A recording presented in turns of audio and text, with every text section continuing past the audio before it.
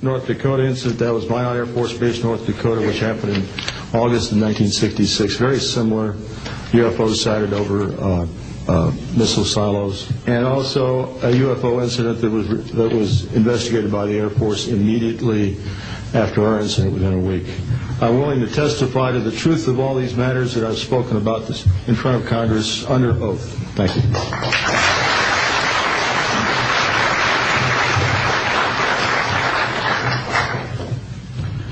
Good morning. My name is Dwayne Arneson.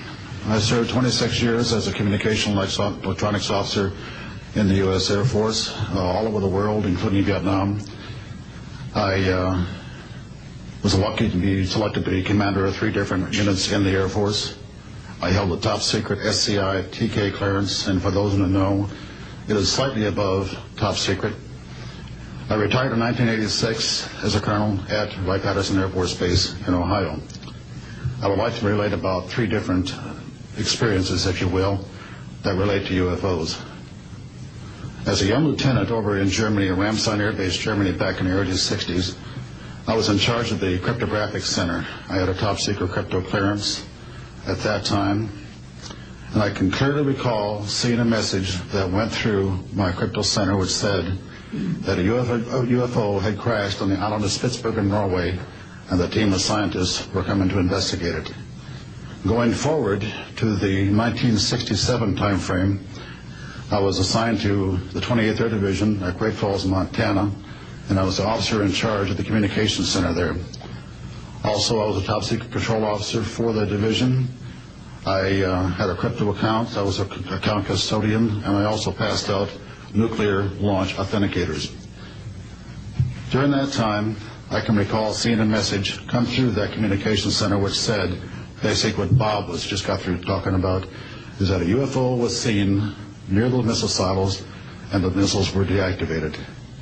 Coincidentally, the person that Boeing sent to investigate the particular missile conditions, if you will, what made them shut down, was my first manager at Boeing, Mr. Bob Kaminsky, who has since passed away. And I can recall him on different occasions. He lived close to me in Auburn, Washington. That's where I'm from.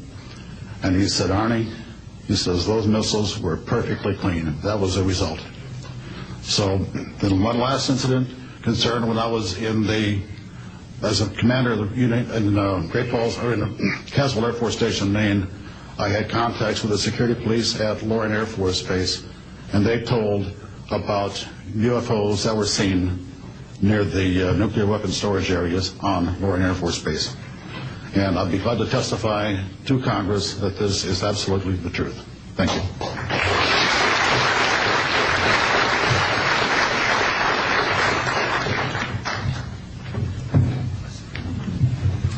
Good morning. My name is Harlan Bentley. During 1957 and 1959, I was a PFC in the United States Army, stationed north of Washington, D.C. on an IP-Ajax missile base close to Olney, Maryland. In May, this month of 1958, about 6 a.m., I heard a noise outside that sounded like a pulsating transformer. I sat up in my bunk. I looked out the window. I saw a craft heading for the ground and crashed. Pieces broke off of that craft, immediately took off again. So there's a lot more to that story, but I've got to speed this up. Now, the next night, I was on radar duty. I get a call from the Gaithersburg missile base. He says, hey, I got 12 to 15 UFOs outside, 50 to 100 feet above me. So I asked him, I said, what does it sound like? He took his head mic off, held it out the van window, and said, here. And the same sound I heard the previous morning, except a lot more of them. So my radar was on standby, so I immediately turned it on and got the blip just outside the ground clutter. I marked it on my radar screen. And then for a few minutes later, all of a sudden they took off. As they took off, the sweep came around, hit the blip. And when it came around, it hit it again. That blip was 2/3 away off my radar scope. In order to get that far at a constant velocity, with 17,000 miles an hour. That was my first incident. 10 years later, by this time I received a Bachelor of Science degree in electrical engineering, and I was working in California. Now, I'm sorry that all I can say is I was somewhere in California working on a classified project that had nothing to do with my experience that I had there.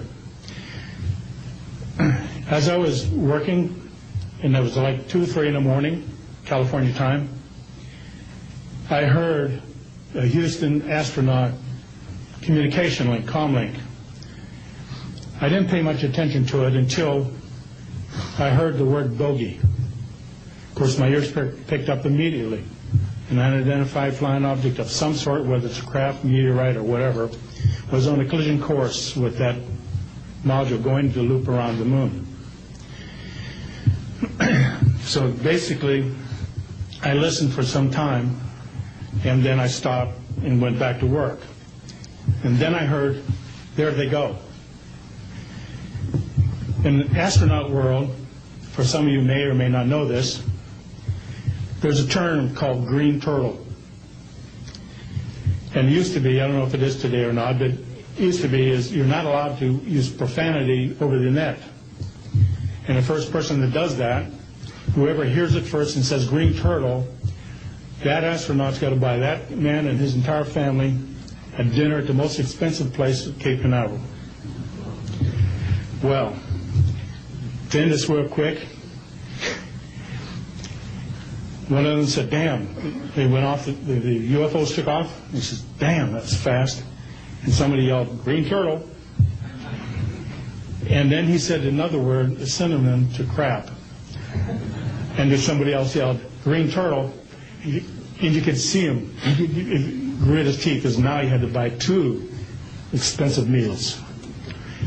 And my particular experience, I will testify before Congress if necessary, and explain exactly what happened. Thank you.